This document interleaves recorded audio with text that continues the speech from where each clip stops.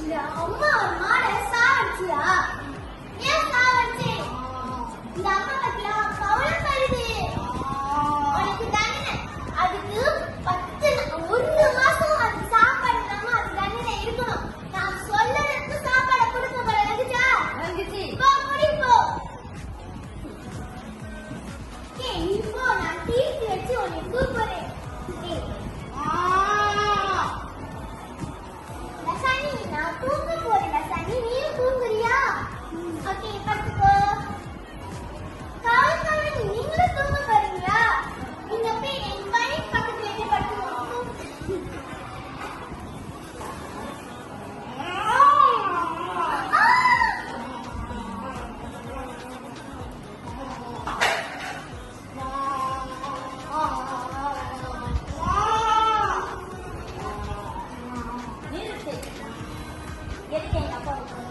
என்னோட பிள்ளை கொண்டு சிரிச்சு இல்லையா?